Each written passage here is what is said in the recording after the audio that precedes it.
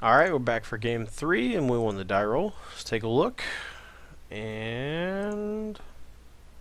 well, we're a little mana light, but we have potential turn 3 kill. With Vines backup, even. So, let's hope our opponent is not going to disrupt us very much. And hope this works. If we lose our Noble Hierarch and don't draw land, we are in a lot of trouble. We can also invigorate to potentially save Noble Hierarch. We might end up losing to days or something. I think we have to do it since we're short on a land here. But we could get dazed and then not draw land, and then we'd be in a ton of trouble. Leading with force is usually a big sign that we don't have another land to play, because forest and or Pendlehaven are usually the worst lands to lead with. But I guess we can potentially draw another land, do a brainstorm. It's a little awkward. If he's playing some sort of Delver deck and he's able to put a lot of pressure on us, which I'm assuming that's what he's playing since he played Daze and Bolt, we're in a lot of trouble now since we drew the forest instead of a fetch or a tropical island. Brainstorm's normally really good here, but we're unable to play a spell. Alright, well he doesn't have a threat, so that's decent. We drew Trop. I think we just have to cast our spells here. Blighted Agent, we're leaving it vulnerable to a number of things, but we do have this Brainstorm that we can cast next turn. Shuffle away maybe a Vines and a land or something off of the Brainstorm, depending on what we draw next turn and what we hit off the Brainstorm. Well, 2 bolts and a daze is a great start for a Delver style deck against us. A lot of removal, a lot of disruption. There's not even... ooh, Wasteland is rough. Normally, unless he's Rug Delver, there's not a ton of Wastelands in the format right now. Hitting our Trop... well, that was a misclick. That's really awkward. Well, we shouldn't have our Trop in play. I'm not really sure what to do here, but our opponent messed up and accidentally targeted his Wasteland with his own Wasteland, I guess due to like a laggy click. But I guess we'll just keep playing as normal. See if we can get out of this with this Brainstorm. We hit Force and Jace. Neither of these Vines are going to help us for this turn. We're going to hold the Force, maybe pitching Brainstorm, but probably pitching Jace and holding the Brainstorm. He casts a Brainstorm of his own.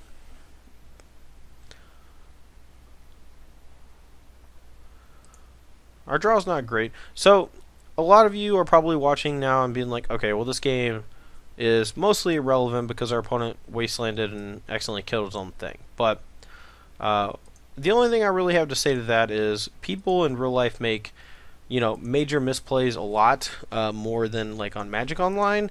And the major misplays people make in real life are kind of, to me, they're kind of synonymous with the misclicks that people make on Moto. And you kind of just have to take them with a grain of salt. There's not a lot you can do. I mean, I could just play the rest of the game like I don't have a Tropical Island, but then we don't get to see any more sweet interactions, and we're almost assuredly going to lose. But we actually have a reasonable chance now that he made such a major error. Alright, well let's go ahead and Brainstorm again since our Noble didn't survive. Alright, well we can't cast the Blighted Agent this turn. Alright, we'll just play that. Pass. Next turn we'll play Blighted Agent and we'll have Force Will and Vines back up. And then maybe be able to kill him the turn after that, assuming he doesn't have a ton of other interaction. He's already played 2 Dazes. There's another Wasteland, and that should just break us open. Well, he targeted Pendlehaven, so that's great for us.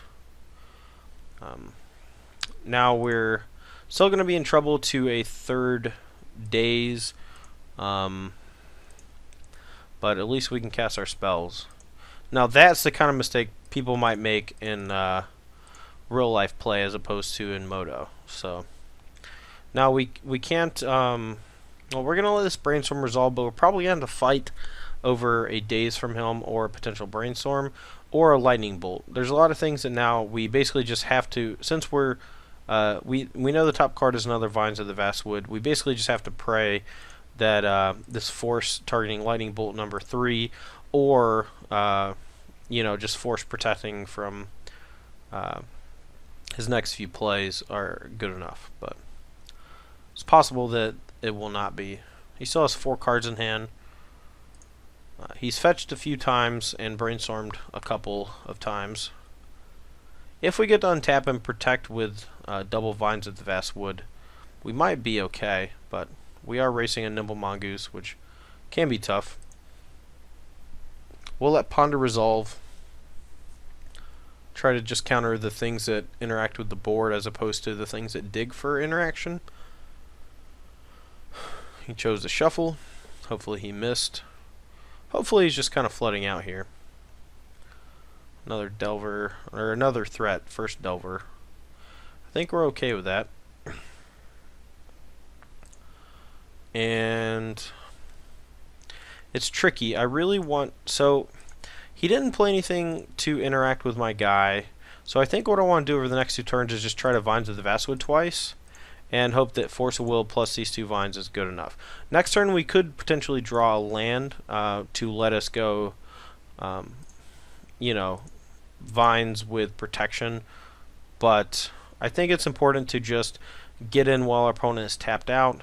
Next turn, if all he has is like Force or Spell Pierce, we get to counter that with Force pitching the Jace.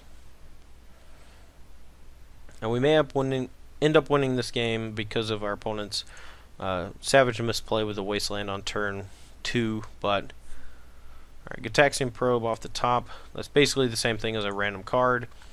He's going to get to hit us for 6 down to 8 life. We can potentially force a Bolt. We can force a Force of Will on our Vines of the Vastwood. We can force a Spell Pierce on our Vines of the Vastwood. We can also just draw Invigorate and go Invigorate Berserk. Or just Invigorate, hold up Vines, counter, hold up Force, counter, depending on what he does. Invigorate would be fine. Land would be okay because it would allow us to play around Daze. But it wouldn't allow us to play around Spell Pierce, so it all just depends on what he has. But looks like he has no way to interact. He knows that we're probably just going to cast the Vines next turn because we're on a virtual 2-turn clock. Bolt on our guy and Bolt on our face is about the same at that point. So we'll take it. Alright, now Jace is not fantastic in this matchup since it does cost 4. He probably has Red Elemental Blast and Daze, Wasteland, Stifle. All those cards make it so that casting 4-drop spells is not super easy. The problem is in this matchup we don't actually have a lot to bring in. Blue Elemental Blast can counter Lightning Bolt, Fork Bolt, and the like, so that's probably coming in. Submerge is a bit of a tempo play, but it's not even all that great. It can make our Glistener Elves much better by putting his Delver of Secrets that are flipped on top, putting his Tarmogoyfs on top, and clearing the way. But yeah, we're going to cut these Jaces. I like the Dazes in this matchup. They can really put a hurt on our opponent when we're trying to go all out on the combo kill. We can probably trim on a Force of Will. And Spell Pierce is not particularly phenomenal. In fact, I may actually want the other Force of Will instead of the Spell Pierce.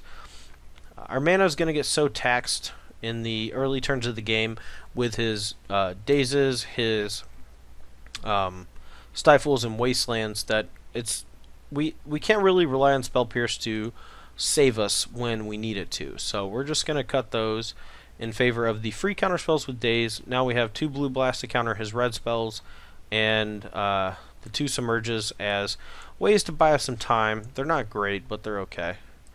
This hand is pretty reasonable. It's a little mana intensive, but I think it's good. I'm not sure exactly what I want to force. Basically, if we are going super hard on the combo, we want to be able to protect ourselves from whatever he could potentially do. We could potentially even Force of Will a Tarmogoyf or something to buy us some time on the next few turns. He chose to shuffle off the Ponder, which is interesting. He's either short on lands, or he's short on lands. The top 3 cards are bad, or he's short on threats. One of those things. Alright, I'm going to lead with Trop. I don't really want to fetch because I want to save that for a potential future brainstorm, but I also don't really want to, if I play that over the Trop, I don't really want to have to crack it, A, and B, I don't really want to get stifled. You know, he could just go Wasteland and hit my Trop, but that's not that big of a deal. I think I'm okay with the Delver here. We basically just want to use the spells that we have at our disposal to protect our creature.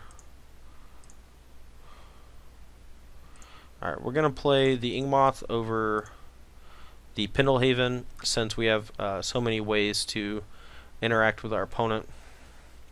I could have potentially just not cast Blood Agent and held it for the Force, but I'm not actually positive that Daze is going to do anything this game. Alright, I'm actually just going to let this Daze resolve since we do have the Inkmoth Nexus. And what could end up happening is he just goes Wasteland, kill your Inkmoth, and then I'm stuck with no ways to interact with him.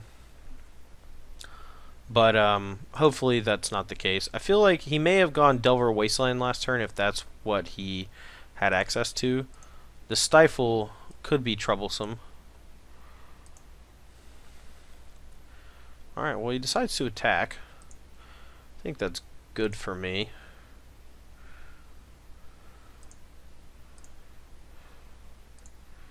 Alright, well he doesn't have a Tropical Island yet, so he can't submerge. I'm going to go ahead and attack. If he goes for Bolt, I'm probably not going to pump actually, since next turn. Alright, well I'm just going to go for Invigorate to counter the Bolt here, and hopefully that resolves, and we can have this big fight over it where I can go Force Will, Pitch Submerge, and Daze, depending on what he does. He could actually go Flusterstorm, which could be a little annoying. If he goes Spell Pierce, I might just Daze. Yeah. Alright, well we'll just Daze this. That way we get in some more damage. But first, well I can basically hit him for 6 here, or I can hit him for 5 and play around Daze. It's a little tough. I think I'm going to try to hit him for 6.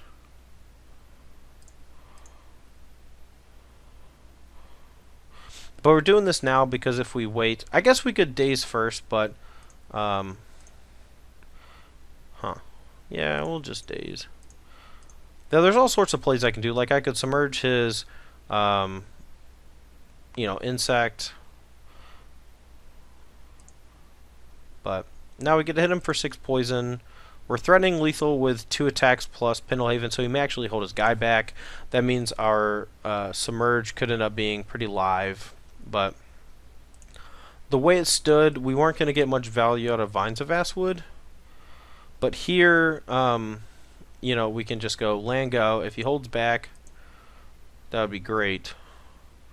So he's attacking. Not sure what that means exactly.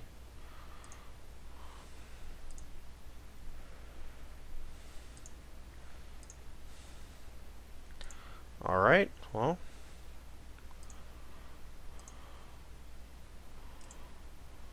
I guess, well, we can't Spell Pierce. We can't even really threaten Spell Pierce since we didn't Spell Pierce last turn. So I guess we'll just do the same thing we did last turn. Alright, well. Stifling is fine. We can just activate again. And we have Force backup. So I guess we just go for it. I mean, he has to have just like nut perfect 3s to get us really good. But we're going to try it. See if we get him. He obviously didn't play around the second Invigorate because we didn't have it last turn. But we're going to go for Force Will. Hope he didn't peel Daze or some such. Or even Force Will. If he has that, then we just punted really badly. But I think we have to go for it. The longer you give Delver a chance to draw cards, the more easily they're going to be able to interact with you. That game, if he had held back his Delver or his Insectal Aberration, then we could have had a lot more lines to think about. Potentially just like submerging during his turn, not making any sort of move. That way we get to play around Daze, and we can potentially even use our Vines of the Vastwood to protect our Inkmoth Nexus. We could even draw a blue card, and that would give us a Force Will and a Submerge to hit his Insect. So a lot of different things to think about. This matchup, we don't have a ton of cards to side in for, and we're kind of just hoping that we, can survive the onslaught of his first few disruption spells, and then, in the game with a flurry of protection and combo pieces, and punish him for tapping out, or just like hope he has the wrong answer for the wrong thing at the wrong time. And luckily we had a really good hand to fight that, and we ended up taking it down. So, alright, well, we'll be back for the last match in just a few.